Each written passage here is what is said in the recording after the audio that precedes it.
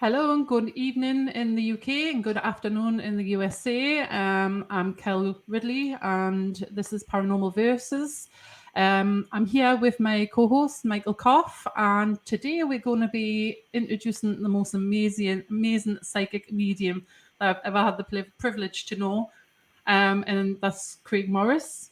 He's from the UK as well, so I'll let him introduce himself and tell you a little bit about himself. And go on then, Craig, I'll let you go.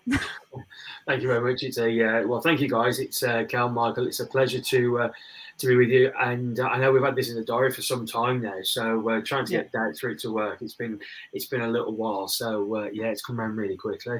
But now it's a pleasure to be with you all. So thank you both for having me. And to anybody and everybody that's watching, people that may know me, people that don't. Yes, I am a psychic spiritual medium. And I have the pleasure of touring up and down the country as well as overseas. And a big chunk of my work is, of course, demonstrating those abilities of connecting people to those on the other side, so people who've lost loved ones. And that can be done in front of live events, in theatres, in live audiences, should I say. Also, private readings. I do plenty. I do so many private readings, again, which I just love. And then another aspect of my work is teaching. So again, I'm very lucky that I get to up and down the country, various spiritualist churches and centres that I get to teach in, and then schools overseas in Sweden and Switzerland, etc. So it's all good. So I pretty much get everywhere and anywhere, to be honest. But I love it. I absolutely love it. So for me, it's not necessarily just work. For me, it's just a way of life. It's what I do. It's what I have a passion for. So yes. Yeah. Like I said, I mean, for everybody who doesn't know, is I've known Craig for about 2 years, and I was sent to get a reading because my dad had passed away. And I'm very skeptical when it comes to mediums, but Craig completely blew my mind with the stuff that he told us. So it's like every opportunity I get, it's like if anybody wants to know anything like a decent medium, I'll put his name straight forward. And I also had the opportunity to go on a ghost hunt, an investigation with him this year in January. It was sub-zero temperatures and stupid me was wearing ripped jeans, freezing. But that time as well, he blew my mind. I'll just quickly give the story about what happened. Can you remember that, Craig, when Drew was asking you about that truck? Vaguely. Yeah. I remember him asking about it, but yeah, I can't remember everything. Memory like a sieve. Well, basically what happened, Craig didn't know where we were going beforehand because the location had been changed. So I didn't tell him where we were going, and it was a museum for military vehicles and stuff like that had been like used in World War One and Two. And the truck that he had actually like been standing next to, it didn't have anything that gave away what had happened in it. And he put his hand on it, even though he didn't need to do that, but Drew insisted. And he basically says he was getting like a feeling that something was happening around his eye or around his face, that he had been shot in the face. But Drew wasn't happy about that. And he says, I want to hear the exact words about what happened. And I'm standing there going, yeah, he's just said it. He's been shot in the face. The driver actually shot himself in the face and died. And Craig got that exactly right. So, yeah. I've still got to go through all the footage for that, but I've actually got that on camera. Blimey. Yeah, that was interesting hearing that was. Cold, very, very cold. Cold. Yeah. Very interesting. Yeah. So anyway, so how old were you when you first had your experience, or when you first found out that you were like obviously had these gifts? So I was probably around the age of 6 or 7, in all honesty. So not every night, but some nights I'd get up during the evening, I'd go to the bathroom, and right opposite our bathroom in our old house was my brother's bedroom. And some nights I'd go in there and I just happened to look into my brother's bedroom, and I just see this lady stood next to him, think nothing of it, thinking that I was daydreaming or whatnot. And it actually turned out to be my nan. It lay dormant for years after that, to be honest. Just carried on growing up being a kid, thought nothing of it. And then, like I say, I used to just thought it was a dream. And then at the age of 19, my granddad passed, somebody that was very, very close. I was very, very close to. And the day that he passed, we were at the Manor Hospital in Warsaw, and he was in his own room, and he was sat there. Well, he was laying there, and he'd already passed. He'd made his transition, and all of a sudden, there was about 10 or 12 people in the room, family, etc. And all of a sudden, the room just went blissfully quiet. And that being said, I just happened to hear a faint whistle, but I knew it was from somebody who never had any teeth, and my granddad had no teeth. Wow. For as long as I know, anyway. Anyway, as I looked up, I just saw, the best way to describe it was just seeing this light, and my nan and granddad walking towards me and into the room, and I just heard my granddad's voice saying, "What are you all crying for? I'm all right now." And I heard my nan say, "It's my turn to look after him." And at that, they just turned around and went back. And pretty much from that point onwards, I got introduced to various people. Had my very first private reading with a lovely lady called Lorraine in Pensford.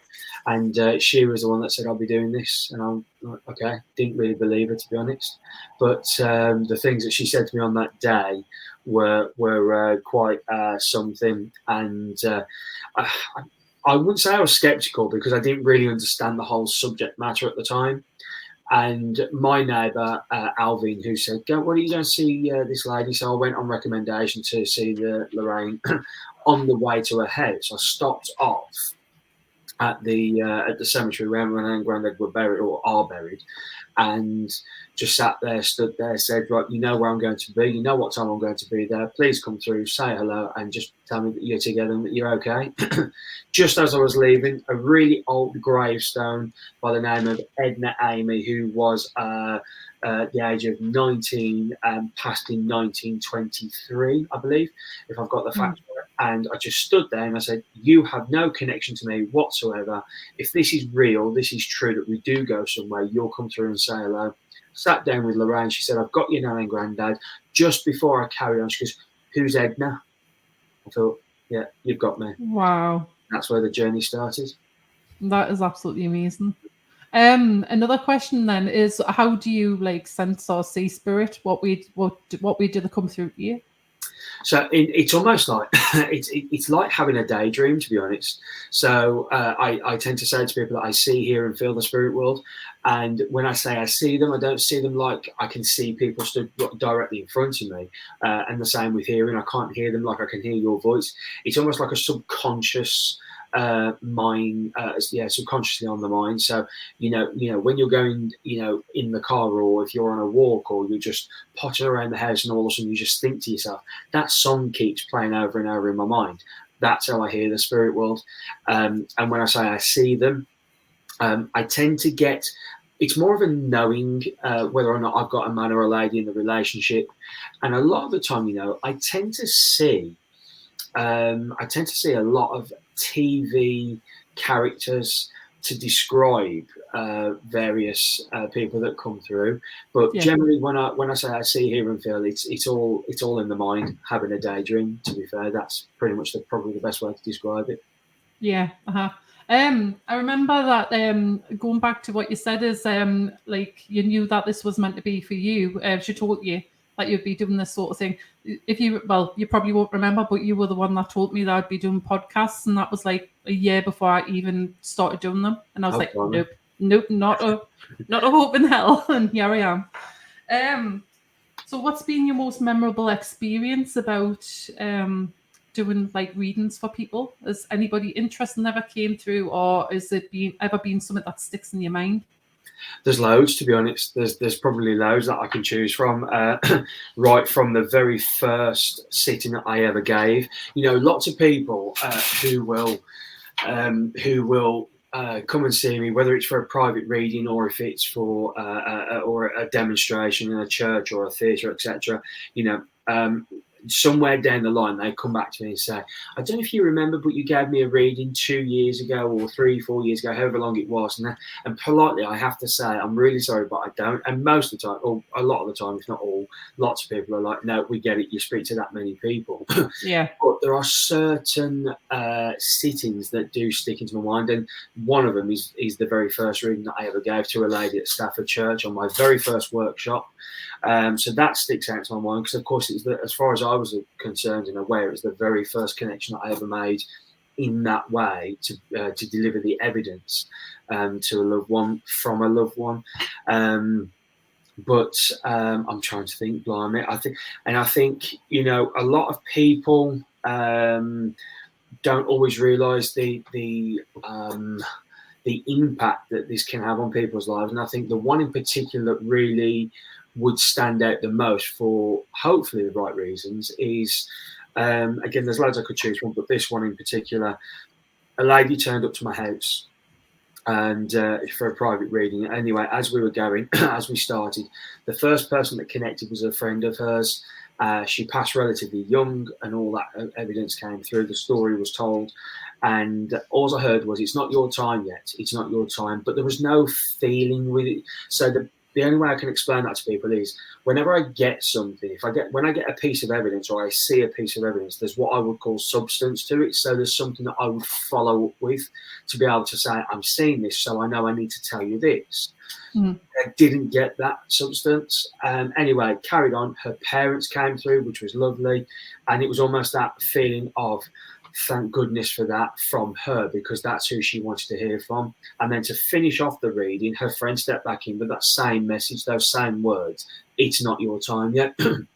Anyway, at the end of it, at the time, I used to just take deposits and people paid the rest of it on the day. So just as she was leaving, she said, "Right, oh, I won't need this now. There you go." She just handed me this envelope, thinking, and I thought it was the rest of the money. So I went to go and get it out. And she goes, "Oh, no, don't open it yet." So I thought, okay, are you trying to catch me out on this and sort of get away from not paying that fee, or whatever it is? Anyway, thought nothing of it. And just as she got to the door and was about to go, I said, I was about to say goodbye. She went, "Oh, I owe." She goes, "What do I owe you?" I said, "What do you mean?" I said, "You've given it to her." She goes, "No, I don't need that." She goes, "What? How much more money do I owe you?" And then anyway, she handed me that and she'd gone. So I went back into the kitchen to go and get this envelope as quick as a flash to open it. And all of a sudden, as I opened it, it was a suicide note. Oh my God. She planned to go, and after that sitting, from what I can gather, she planned, well, it's what I know, she planned to go and take her own life.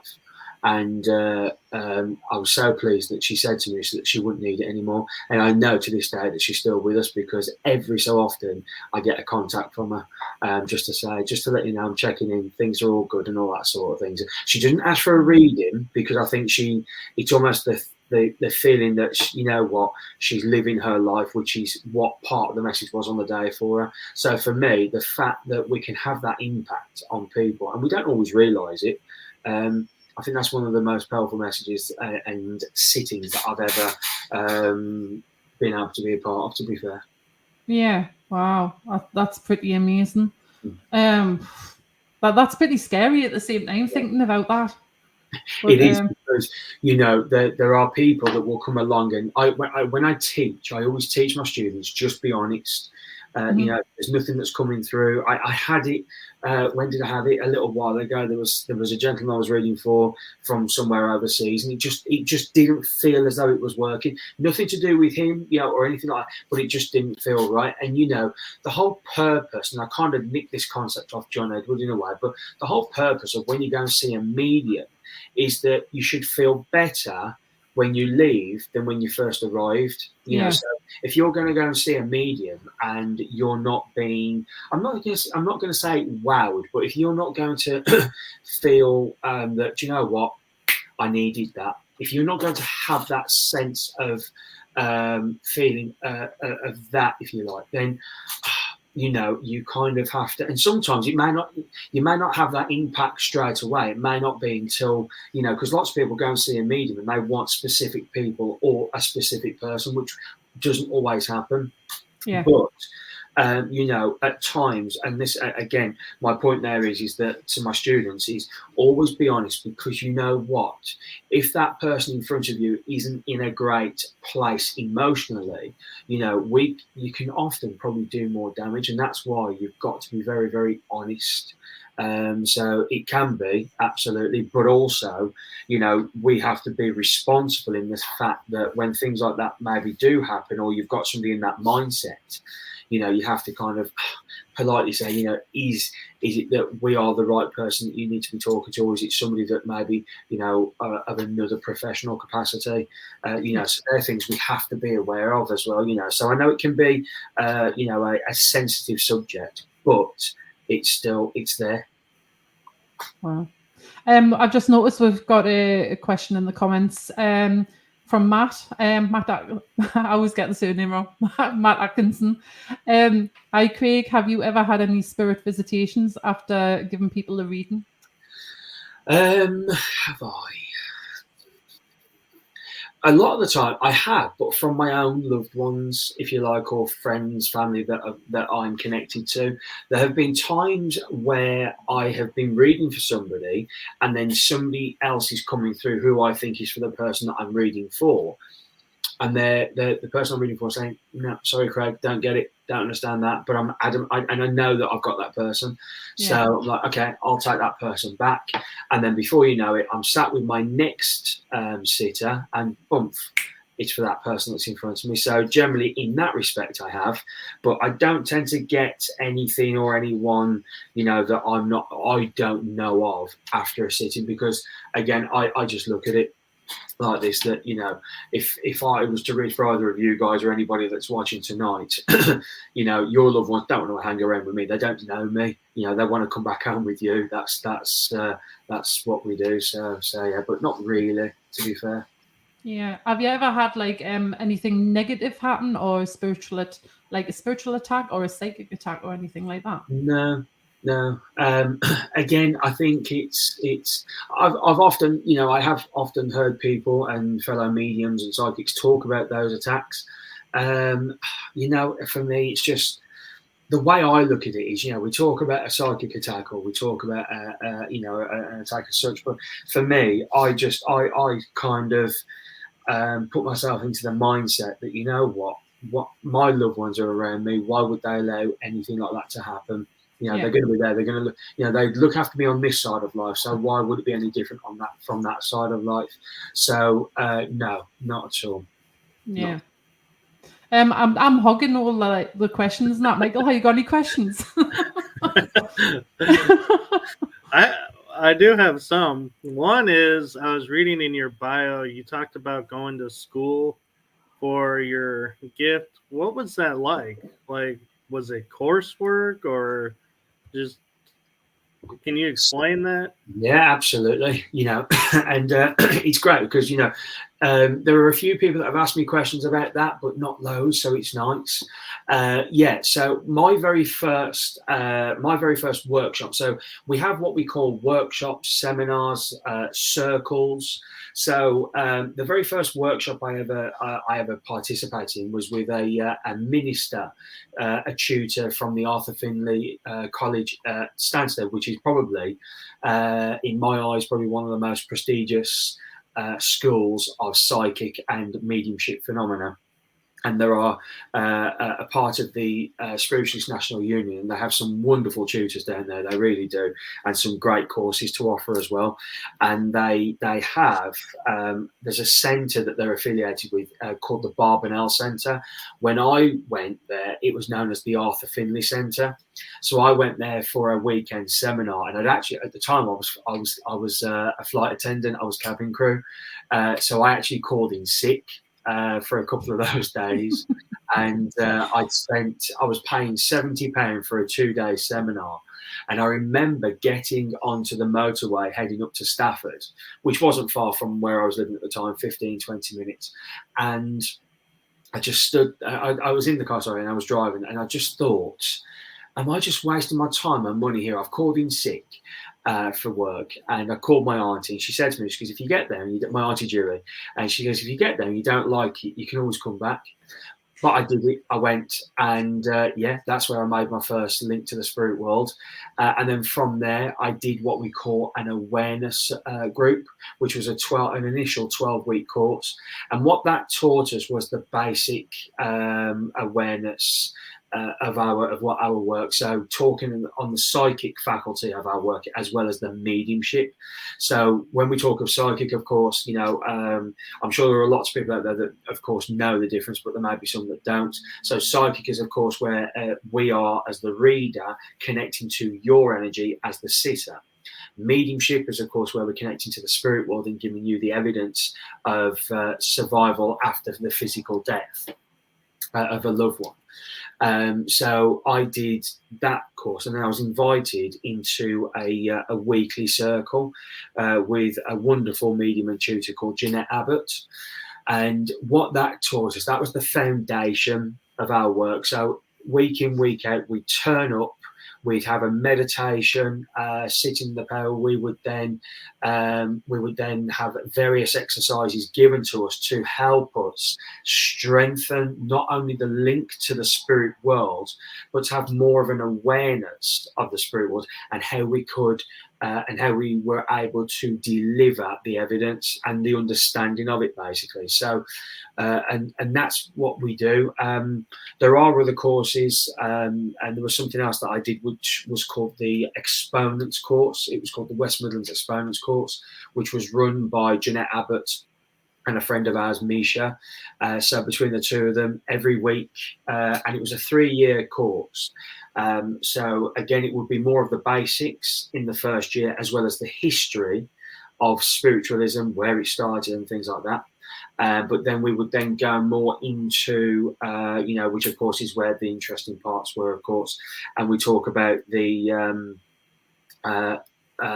what's the word I'm after? The awareness of the psychic, again, the awareness of the mediumship. And then we would go out in pairs or groups of 3 to go and serve spiritualist churches and centres, again, for the foundation of our work. So yeah, and it's it's great because there's always something going on. There's always something happening. So that's where it started. Cool. Wow. So in being medium, do you consider medium like channeling? Because I know some people call like talking to other races or beings in the stars channeling. But to me, it seems like it's just another branch of mediumship. Do you feel that as well, or do you feel like they're two totally different? When you talk of, for me, mediumship is where we as the medium, we're connecting to those on the other side, and we're giving evidence of life after physical death, that our loved ones do continue into the spirit world. So, I'm sure there are similarities there, of course. But, I think in some ways as well, we can overthink things in some aspects as well. I think when we overthink them, we tend to make them a little bit more, what's the word I'm after? A little bit more. With overthinking, we tend to, think, well, is it this? Is it that? And it's great to have questions, but for me, it's mediumship is one of the most natural. For me, is one of the most natural abilities to have, and I believe that everybody has the ability to be aware of energy. I'm not saying everybody could be a medium or anybody could be a medium, but I do believe that everybody has the ability to become aware of when their loved ones are nearby, or and if they want to say hello. It's just about being aware a lot of the time. So I'd say the similarities, but yeah, for me, mediumship is I just love it. Brilliant. We've got another question from Matt. It says, Craig, does the spirit world compare to the earth plane? Sorry, how does the spirit world compare to the earth plane? I've no idea, is the honest answer. It's probably the simplest and quickest answer I give. And the reason for that, there, Matt, is purely because I've never been to the spirit world. And the way I tend to describe that and talk about that is years ago, I remember being asked a question and somebody said to me, well, what's the spirit world like? I've no idea. And I tend to use a lot of analogies in my teaching and when I'm being interviewed and things like that. And one of the analogies that I used is my background is travel, of course, being cabin crew, as well as working for holiday firms. And I used to sell holidays to people all over the world, America, Australia, New Zealand, all over Europe, and there will be companies that I'd speak to on a regular basis, and and I often say to people, you know what, I've never been to Florida, but at the time I hadn't, and I said, I've never been there, but I can sell you a holiday to Florida, not a problem, because I know where to go to get the facts. I know where to go to say, right, you're going to love it because look at that hotel, it's amazing.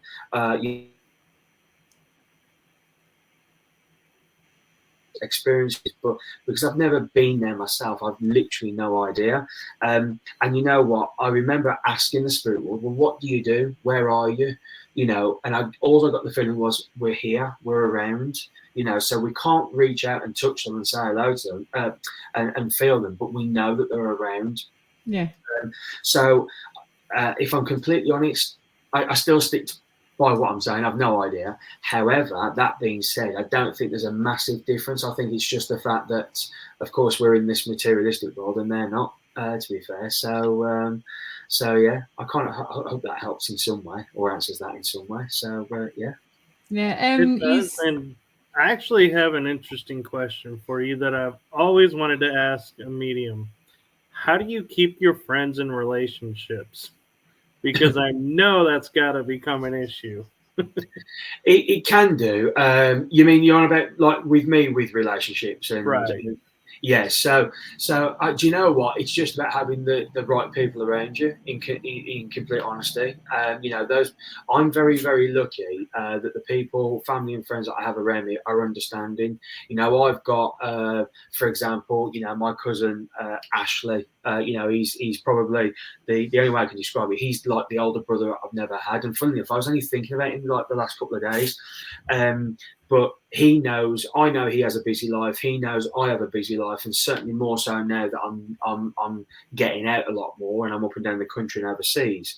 And also, it's the same with my friends. They'll message me, and I have to say I'm really sorry for late replying, but I've been on the road or I've just got back from here. So it's just really more so about people having an understanding. My husband, to be fair, I'll go away, I'll come back home, and the first question that he usually asks me is, within an hour of being back home, he's like, when do you go away again? Because he likes his own space and all of that sort of thing. But, the last 3 weeks, 3.5 weeks, I've literally been all over. I've been up to the northeast. I've been to the southwest, the eastern western part of the UK, should I say. And I've just been over in the Midlands the last couple of days. So, it's really just about them having an understanding. However, that being said, as a medium, it's also up to us to have discipline as well. And I have been a bit of a nightmare for that, in all honesty. So, and I'm very lucky that I have, and I'm surrounded by other wonderful mediums that have been doing this longer than I've been alive in some cases. So I listen to their story and their history, and they're like, make sure you don't do this, make sure you do that. So I'm listening to them, and I'm like, okay, I'm going to remember that. So what I tend to do now in my diary, I mark off the weekends and the times that I want off. I also mark off annual leave that Wayne has, so that we have holidays together, and like birthdays and anniversaries within the family. Because I'm like, do you know what? If they are going to do something, that's when it's going to be. So I want to make sure I'm there. So, and one of the biggest lessons I've learned as a medium is actually learning to say no to people. And you don't like to say no to people because of what is the subject matter of what we do. I so hate, and I do use that. I don't often use that word, but I am now, because I do hate letting, or the feeling of letting people down. But at the same time, I need to live my life as well, because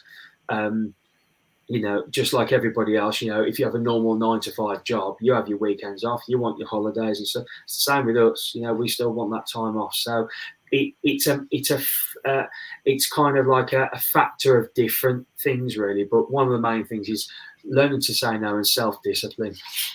Yeah. Okay. Do you ever get people coming up to you and saying, oh, like when they find out that you're a medium, like, oh, tell us me future, or stupid stuff like that. One of the best lines I ever had was, so the first thing is I often tell whenever I go on holiday. So and Kel, you'll know Simon. So for years, me and Simon, one of my best friends, we used to go away. This was before I was married, and even actually as I met Wayne. But we used to go away every year just before Christmas with our friends from the northeast. And I'd say to dude Simon, I'd say, right, just the usual rules apply. If anybody asks what I do, you tell them what you do. Nothing. Joking in case he's watching. But if anybody asks what I do, I just threw something. Most of the time, I used to tell people I was a pilot, to be honest, because I always had that ambition of flying an aeroplane one day as a commercial pilot. So, and I've got enough knowledge to be able to waffle my way through that. So that's quite often what I did. But one of the biggest questions when people do find out is, I remember one instance, they were like, "What, really?" I'm like, "Yeah." And they were like, "Okay, well, I'll tell you where it was. I think it was, I was out with my uncle Paul, and we were over in Bewdley, in sort of West Midlands way, and we were out with some other friends, Andy, Jules, and Jack, and everybody, and we were having a drink, and we were in Wetherspoons, and this group of lads, a bit of a stag do, came in, and they'd had a few, and one came over to us, and we were chatting away. And somehow we got onto the subject of who does what for a living. And Andy straight away thought, I've got this here. He went, I'll tell you what, lads, about 12 of them. He said, I'll tell you what, guys. He went, if you can guess what he does, pointing to me, if you can guess what he does for a living, I'll buy you all a drink as well as a shot each. Not a problem. And they were like, okay. So they initially had 3 goes, didn't get it. He said, go on, I'll give you another 2 goes. I'm that confident you won't get it. They found out, and the one guy said to me, he goes, do you really? And I went, yeah. So he got onto my website, Googled me and stuff, found out. And he turned around and said, so can I ask? He said, can you see what's going on around me? I went, no, not really. He said, am I going to die? And I went, yeah. And he just straight away, he went as white as a ghost, and he just shut up straight away. He went, am I really? I said, come on. First of all, I said, we've all had a drink. I said, I'm not going to be doing you any sort of readings tonight. I said, it's not the time or place. I went, but let's face it, we're all going to go at some point, aren't we? I said, it's one thing that's inevitable for all of us. So some people might be saying or wanting to give me a bit of a virtual slap for that. But I like to put a bit of humour into my work as well. So, yeah. Yeah, that's pretty funny. We've got another message, a comment from Matt. Do you believe that our souls are eternal? Good question. I do in some way, yeah. And I want to say yes, I do. But, the question I then have in my mind is when we pass and we talk about going to our loved ones over the spirit world, do we all just live there eternally? Do we stay in the same place? Do we do the same thing? Or is it that when we go into that world that we then evolve and go to another level? Do you know what I mean? So... I'm open to all of these things, and I'll put it out there. I don't know all the answers. I can only give you what my thoughts are on it based on experiences, or not even just experiences, but based on other conversations that I've had with people, But I'd like to think they are, but at the same time, who knows? We'll find out, won't we? One day, I'm sure. Yeah, we certainly will. Matt is also asking, so the spirits that you communicate with don't give you any clues as to what it's like on the other side? Not really, no. Because as a medium, it's our job, our role, if you like, is to talk about the evidence of that. So when somebody comes to sit in front of me for a private reading, they, of course, want the evidence that their loved ones are around. So, and the way that we do that, quite simply, is we talk about that, the person that's passed, we talk about their life, we talk about, I tend to start off by saying, I'm aware of a gentleman who feels like your father or whoever it might be, grandfather. I feel as though this is how they passed, etc. Does that make sense? So that they understand straight away who it is. But then I go down the line of, their personality, where they lived, where they worked, who they lived with, who they're with in the spirit world, memories of those other people that they have in the spirit world, you know, things that might be happening around you as they sit now, you know. So and you know, in the past I've sat there, and when I've meditated, as I've gone into that meditation, I've set the intention, I've also put the question in there: what happens when we die? Or where do we go? What's the spirit world like? And you know, and me and Billy Cook, a wonderful friend and medium, we've had the conversation many times, and we've been told the same thing. Well, right now, we don't need to really worry about it. It's not that we don't care, but we don't really need to worry about it right now because we're living in this life. Yeah. It's you know, at the end of the day, we've got to live our life on this side in the physical world, because I believe that whatever we do on this side of life, lessons that we learn, we'll take with us to that side of life, and somehow we'll use those faculties, we'll use you know, those lessons in whatever way. I don't know what way it might be, but we'll go over there with them. But yeah, so no, all I ever get a sense of, I tell you what, there was one time I meditated. I was at home and I was just getting myself prepared for a demonstration in Coventry, sitting, and as I sat there, within a few minutes, I just felt as though, even though I knew I was sat in the chair still, I just felt as though I was literally like lifted out of my chair, out of my seat, and I just walked through this. There was like a row of conifer trees, and I just stepped out and I stepped into a road. And I looked either way, and it's almost as though, it's a bit like, I suppose, what you see in movies, you know, especially in the States, where you look so far down that way and you can see for miles, and the same the other way. I crossed over the way, and there was a fence. As I say, there was a fence that you could either climb over, through, or under. But all of a sudden, as I stood there, there was a white house that I saw. But I just felt so comfortable. I felt so peaceful. I felt blissful. In all honesty, it's a bit like Hakuna Matata, no worries. That's how I felt. That's the only way I can describe it. And all of a sudden, remember when I said earlier on, I heard a whistle, a faint whistle with my granddad. I heard it again. And all of a sudden, I turned and I looked, and I saw my nan and my granddad walking towards me, and they looked impeccable. My nan was beautifully dressed, just looked stunning. My granddad was just he was granddad, how I remembered him. And all of a sudden, they never said anything. As they were walking up, my granddad just pointed in the opposite direction to say, look, basically. And as I looked the other way, a friend of mine who'd passed, Colin, he was walking down, and again he was back in his full smartly, very, very smartly dressed, and he came to us, and then literally they just stood there.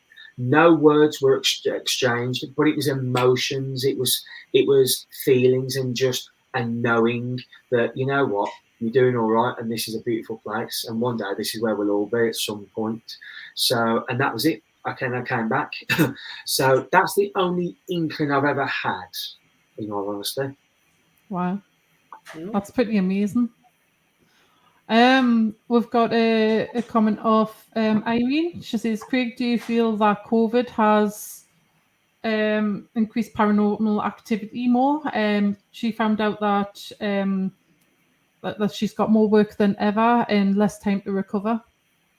I think a part of that, you know, is just the initial part of it is that I think since the lockdowns and stuff all over the world, of course, lots of people have been wanting to go and experience a lot more things in life, realising, you know, before lockdown, they were kind of, you know, and I know people that have said the same to me, where they were sort of not stuck in a rut, but they were just in the same routine. You know, they were going to work, they were looking forward to a holiday a year and things like that, and they weren't really doing anything.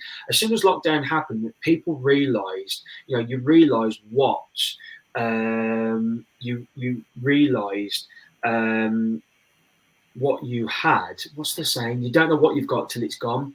And I think through the lockdown, people realised that, you see. So coming out of the lockdown, people were like, hang on, we need to go and you know, explore more. And I think that's probably part of the reason. And also, of course, not forgetting, through the lockdown, there were, and I had a friend of mine, Steve Holbrook, we were chatting about this after the lockdown, and I was saying to him, the thing is, when we've gone online live and we've done readings and we've done sittings, we've done workshops, Zooms and all that sort of stuff, people have come on from all over the place and thought, hang on a second, you just mentioned my hometown.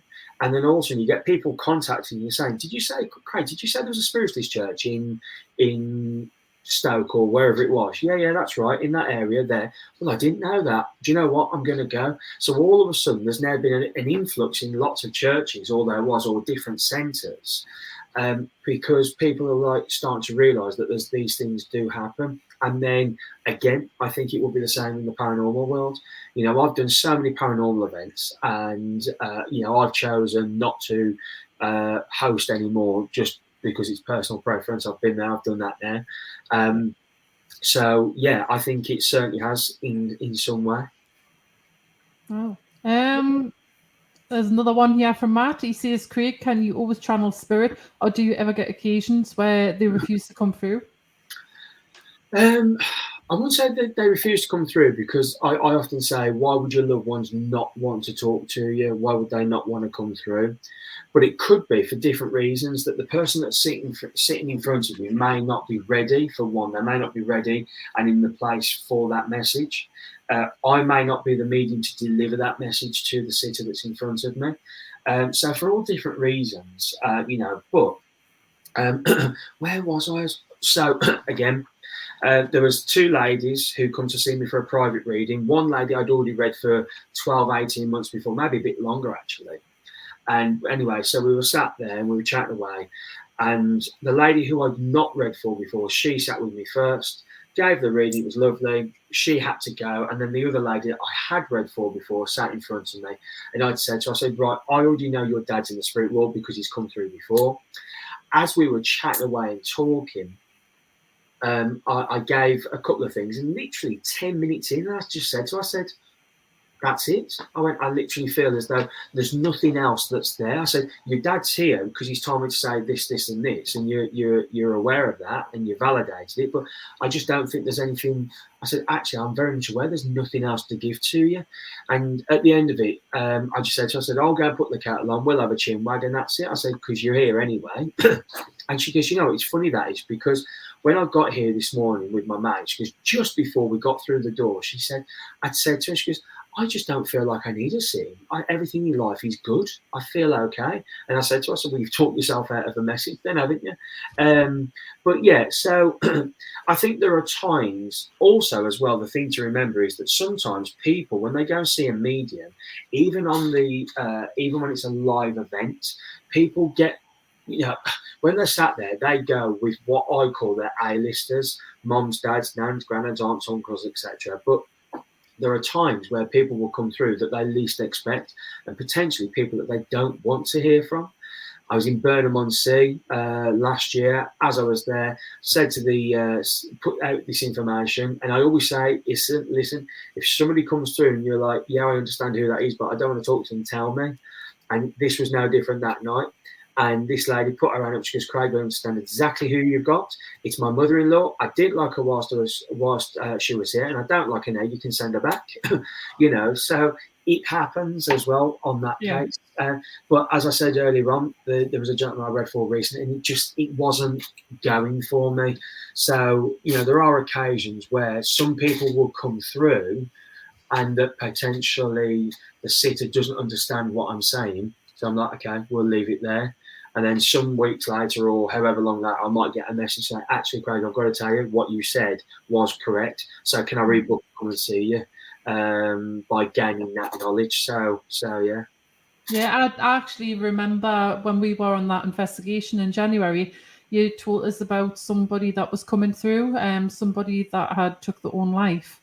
And the way you described how he done it, and I'm like, haven't got a clue who that is. And then it wasn't until like a few days later that I remembered it was someone I used to work with. So yeah, it's like, so you should always take it, and then like it'll always come to you. Absolutely. You just never know who it is that's going to pop in and say hello. You just never know. Yeah. It's interesting because you mentioned John Edward. I went and did event where I was in the audience watching him. Yeah. And it would drive me nuts because he would say, I have so-and-so for you. And the people would constantly say no. And John Edwards' attitude is, well, I can't move on until you acknowledge this or deliver this. Does that happen to you, or how do you handle that when someone absolutely is like, no, this isn't for me, and you're like, I know it is? I just move on. Because this is just from my perspective. Sometimes if you've got, if you're doing a demonstration, you've got 100, 200 people in front of you, if not more, and you're giving some evidence about something that's coming through, and that person's saying to you, no, don't understand, but you're getting the inkling of, okay, you do, but you don't want to say it. You kind of have to respect that in a way. You have to be able to because if you're going to throw it down their throats by saying, no, you do, then you have to, there's just, like I said, there's that thing about being diplomatic in what we do. And I think there's what you have to do is, and what I tend to do is I just say, well, then, okay, that's fine. My apologies. I just felt if it isn't for you, then it must be something that's connected to you. We just remember I'm saying it, because if I get it and they're saying no, the first thing I tend to do is, does anybody else then understand what I'm saying? But then if nobody does, then I'll say, right, well, just remember I'm saying it, but I'll say thank you and I'll move on, because you have to have respect for that person as well. And it happened, there was a little, I probably wouldn't do it so much now if I'm honest, but sometimes it does happen where the spirit world are adamant that they want to get that message through. And I was in Bedworth a few years ago now, it's before the lockdown. I was in this theatre doing a demonstration and it was one of them nights that was like pulling teeth, but hey, we did it and we got through. And as I was working, I turned around, I said, I've got a man here, described him and everything. I said, and I feel as though I'm over here. This is where I need to be. Said a few things, nobody would take him. So I was like, okay, I'll carry on. So I went to go and move away. At that, I said, I'm really sorry, but he's not going anywhere. He's adamant. And I said something else. And then all of a sudden, there was these two girls that were together. And the one girl got her mate's arm and put it up for her. And anyway, she goes, yeah, I think I do. So when I hear, I think I do, that then tells me as the medium, have I misinterpreted something? Have I said something wrong? So I then say, tell me what I've said that's wrong then, or what don't you understand? And she goes, well, I understand it all. So I said, well, why do you want to put your hand up? But then I learned from that experience. I mean, she was absolutely fine and she couldn't be any more apologetic. But because I always say to people, if you understand, tell me. If you don't want the message, then tell me. Don't leave me standing here, because I can make myself look like an idiot without your help in doing that, basically. So that's probably the way I would handle that. So I'd offer it out to somebody else if they didn't understand. If that person, and there's that feeling or inkling that, no, that's where it should be, just remember I'm saying it and then I'll just move on. Because you don't want them feeling awkward and anybody else in the congregation feeling awkward either. So I'd just move on. Yeah. That's what I do. How do you deal with like skeptics and stuff like that? Like people, because they try to say that mediums are fake and stuff like that. How do you deal with people like that? I don't really. At the end of the day, if people think what I do is rubbish, then that's fine. We have to. One thing that we have to be fair on is that not everybody's going to believe, and that's absolutely fine. And I've got family and friends that think what I do is a load of rubbish. That's absolutely fine. I certainly don't. I wouldn't go and sit there and tell them anything and say to prove the point. I'd say, well, I've got nothing to tell you. And there are people that I've had conversations like that with, but I wouldn't go in there saying, oh, you've got to believe because it's what I do. Not really. Yeah. You might turn around and say, I'm an airline pilot, it's absolutely safe to fly on my aeroplane. It might be, but I'm still not getting on that aeroplane because I'm petrified of flying and I'd only be stuck in that metal tube. So everybody has their own thing. But at the end of the day, a lot of the time I actually enjoy having a conversation with a skeptic, because they generally bring forward some good points, and I'm like, actually, that's a good way of looking at that, or that's a good question, mate. I'm going to think about that. So I actually don't mind talking to them, So, and I love it even more so when I'm doing an event, and that happens, and I start off talking to the lady, but then the gentleman, I give off, I give some evidence, and I'm like, hang on, you were dragged here tonight. Weren't you? Yeah, I was. But do you understand what I'm saying? Yeah, I do. And there's been times where that's happened, and they're just like, and it happened last year at a venue in the Midlands, and this gentleman came up to me and he shook my hand. He goes, I'm going to say thanks. Perfect example. That's the one I was trying to think of. I knew there was one. So I was, and I wrote about this in my book, I did a demonstration in Landywood at a snooker club. And as I was working, there was a friend of mine from school, Jodie. She was sat there. And as I started talking about this gentleman that was coming through, she put her hand up and she went, Craig, she goes, I think you're with me. So I said, okay, fair enough. And she said, but it's my granddad. She goes, but I didn't meet him. He died before I was born. Now, her mum was working behind the bar, and her dad, at the time, he was in the lounge area having drinks with his mates, well, and fellow mates of mine as well. So I went in and I said to him, and he's a lifelong friend of our family, grew up with my mum and my aunties and uncles. And I said to him, come on then. And I just said, right, at any point, Kev, you can tell me to shut up, and I promise you I will do. I said what I said, and he went, nah, just leave it like that. So I did, respected it, stopped it, had the break at that point, and I went and saw him. I said, listen, if I haven't offended you, I'm really sorry. And at that, he said to his wife, turn the lights on in the private room, went into this other private room. I thought he was going to slap me, to be honest. That's what I thought. He went, sit down. So I sat down. And he went, how did you know that? I went, what do you mean? He went, how did you know what you said to me in there? He went, because nobody knows what you said to me. He said, there was a pact between me and my old man, my dad, before he passed. And he said, my mum didn't know. Corinne, my wife, didn't know. And he said, and certainly Jodie didn't know. He said, so how do you know? I went, because your dad told me. And he went, okay. He said, no, you know me. He said, I don't believe in any of this at all. He said, but you couldn't have known that. I went, that's fine. And he went, right, we'll say no more of the matter. I went, absolutely not.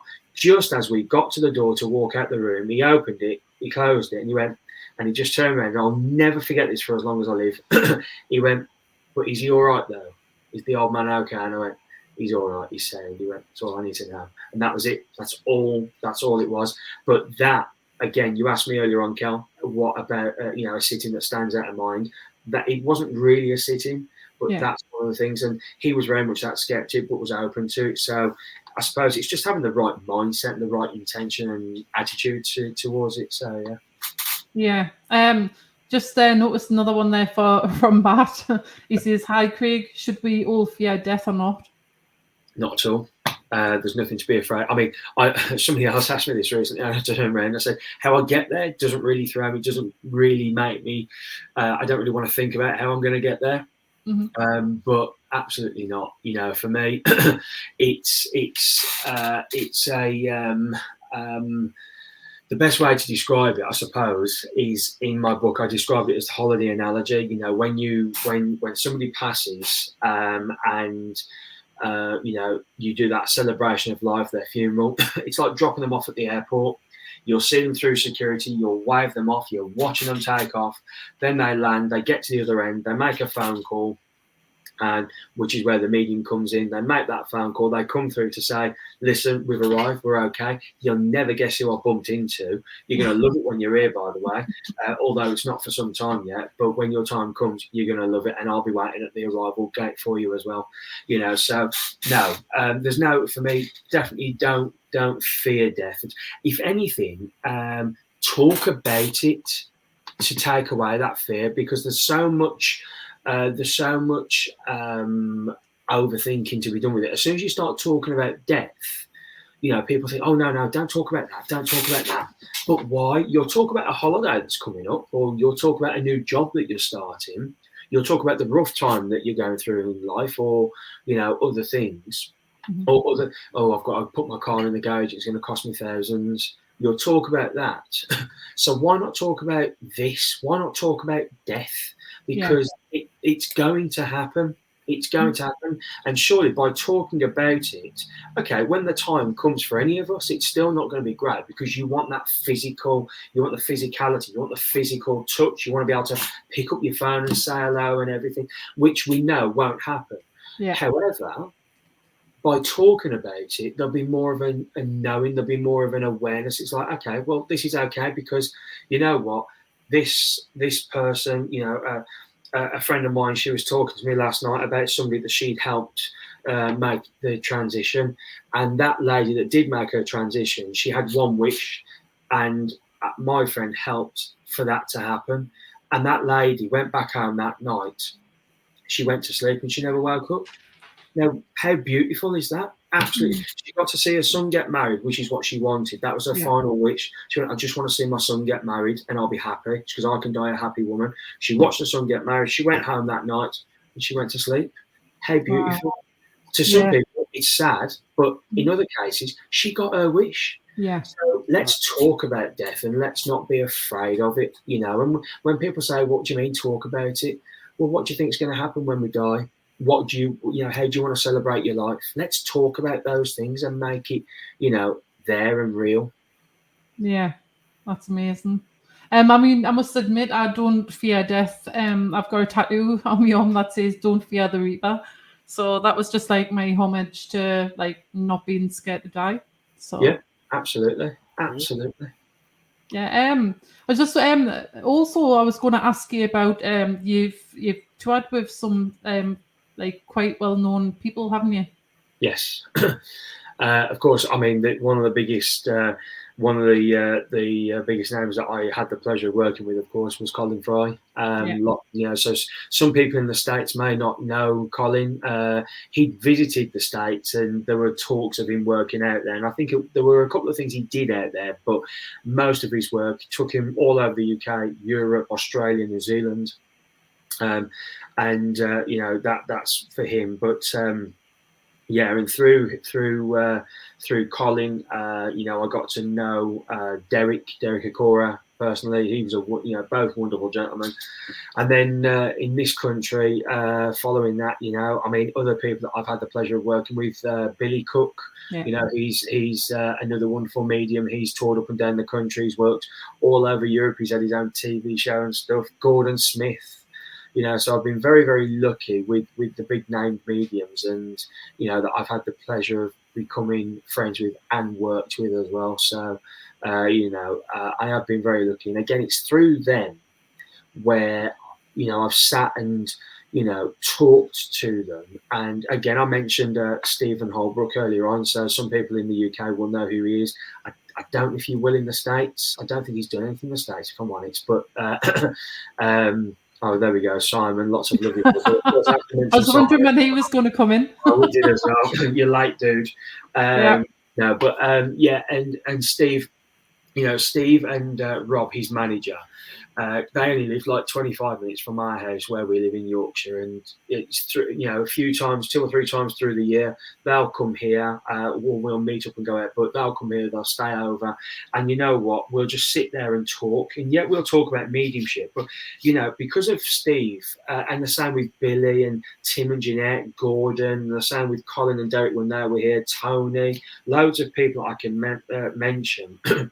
You know, having them had those experiences that they've had so far in their life. And like I say, and Steve, for example, you know, he's been doing this work probably for just over 40 years or 40 odd years. He's been doing it longer than I've been alive, you know, and to sit down with somebody of that caliber who has those experiences, again, like Billy, like all of them, to sit down with people like that and listen to their stories, but their experiences, and say, you know, Craig, you need to try this, or, you know, be wary of that.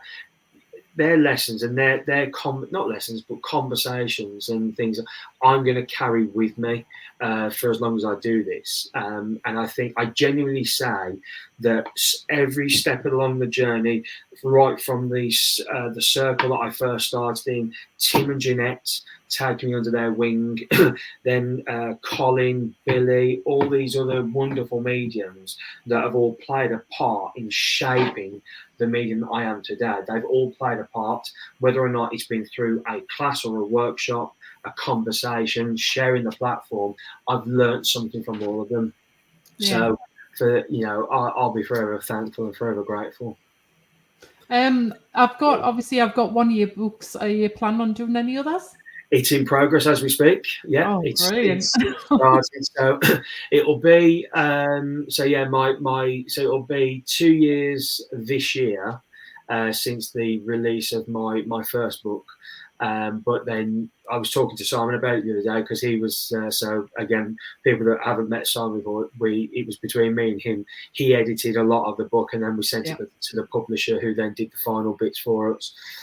But yeah, so we were talking about, I said, do I leave it till 5 years or do I start writing it now? He said, start writing it now. And honestly, when I'm out on the road and things happen, I have to get my phone out because I have to go into the notes page and say, right, talk about this.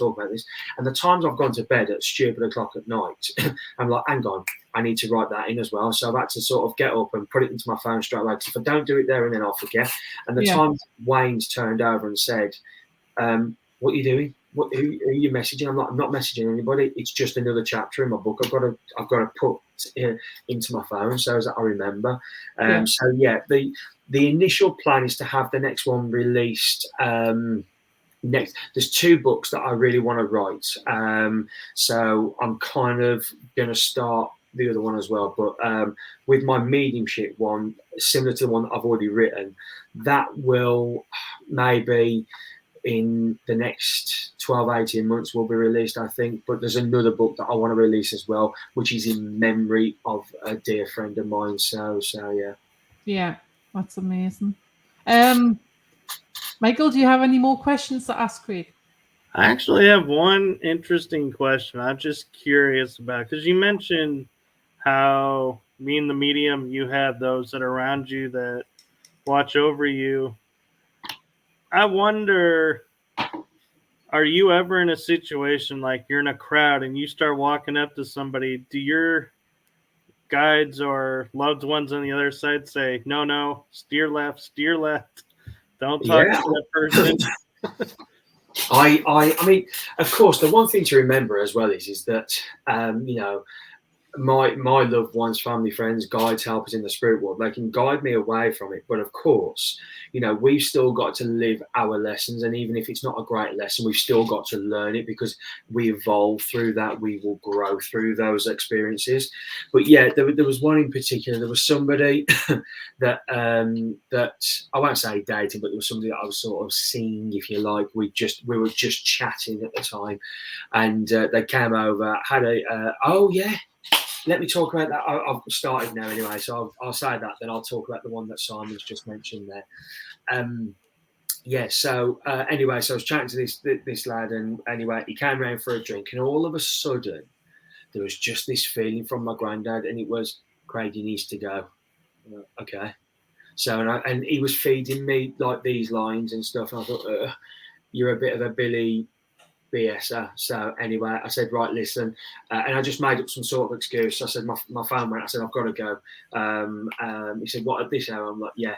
I said, come on, I'll drop you back off. And he weren't happy, and he started not getting angry, but he got a bit agitated, and he turned around and said, he said, and on the way back, he said to me, he said, oh yeah, he said, so basically what I told you there was a pack of lies. He said, and when I don't get my own way, he said, I have a strap. He said, I have a bit of a strap on, if you like, and I tend to. And he talked about an ex at the time, or before me anyway, an ex that he was with, and he ransacked the house. He smashed up the house. I went, oh, okay, fair enough. And that's why you're going home. And he said, why? And he knew what I did. I went, because I said, let's just put it to you this way. So I've got friends in high places. And he went, is that what that phone call or the message was? I went, no. I said, they're not the people that I'm on about. So I've got friends in high places you'll never see. And it was because of that. So that happened.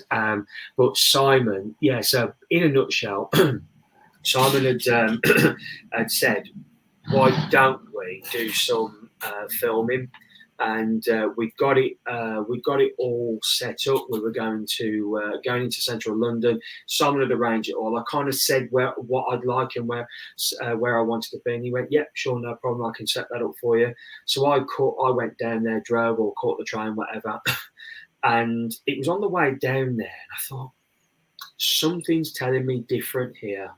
And I thought, I need to not do this. And I don't know why. There was no big events on in London at the time. Otherwise, of course, we wouldn't have been able to have done it. And we got into Harlem. We'd gone into the town. We'd gone for a pint. And it was the day after, I think it was, that we were meant to be going into central London. And I said, and we were sat there, and he said, "I'm really excited. So I've got all the cameras ready." I went, "Dude," I went, "I don't want to." He said, "What do you mean? You don't want to?" I said, "I've just got a feeling, and I don't know what it is. I've just got a bad feeling not to." And he went, "Okay, we'll go with that. No problem."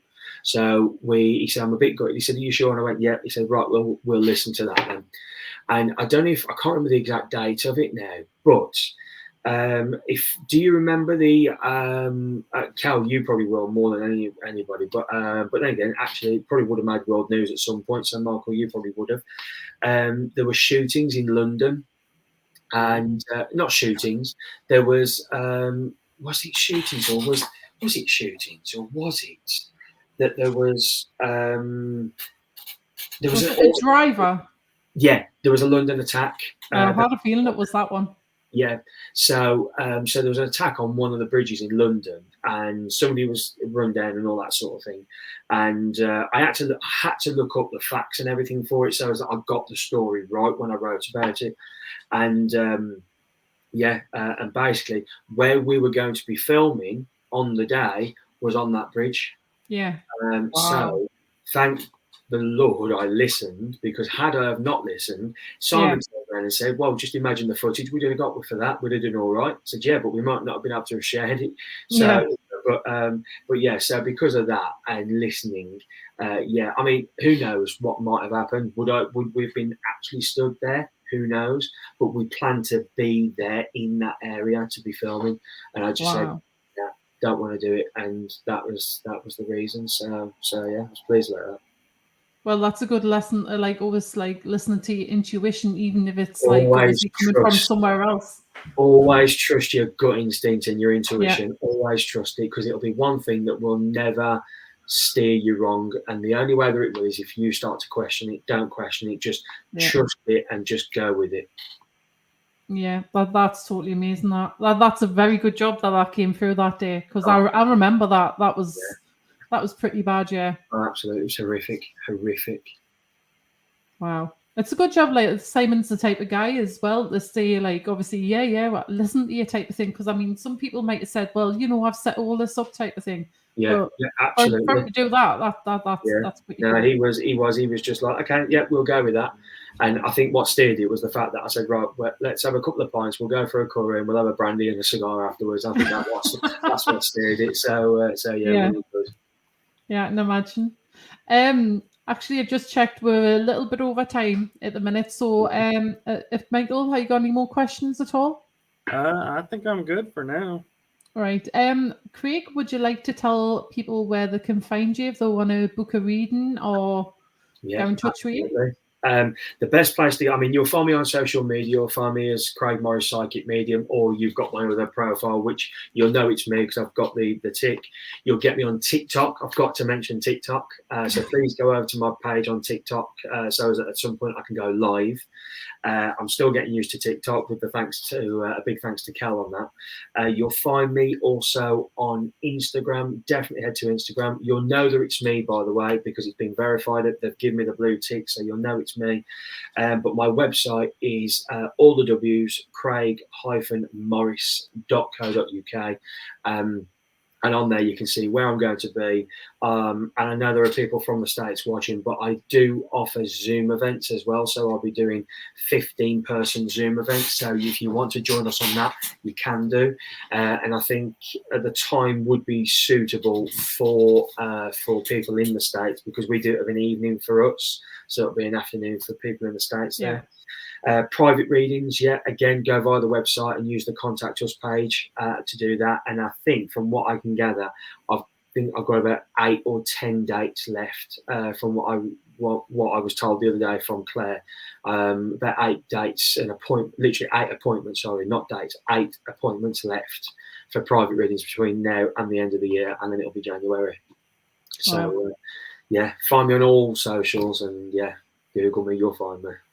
Yeah, and like I say, if anybody wants, like, obviously to find out how good he is, just ask us. I've got like 2 books that I've wrote in everything he taught me of 2 readings, and like I say, he blew my mind completely. So yeah. But anyway, it's been absolutely amazing to finally get you on the show. And thank you very much. It's been a pleasure to be able to chat to you. Thank you again to both you and Michael. So thank you so much. Yeah, like I say, it's amazing. And when you see Simon again, tell him I said hello.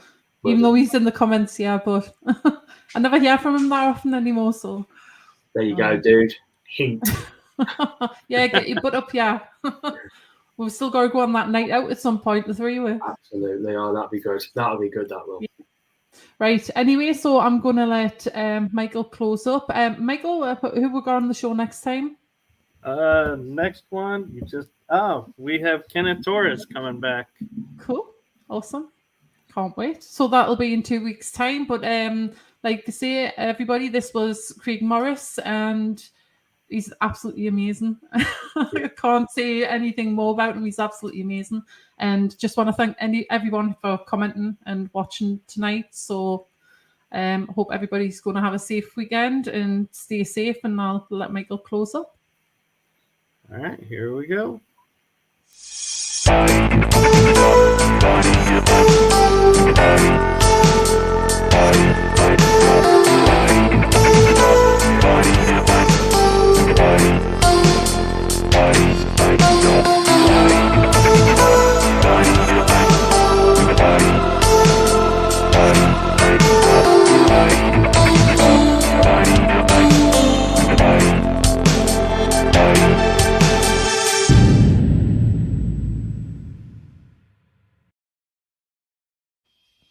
Thank you for joining us at Paranormal Versus.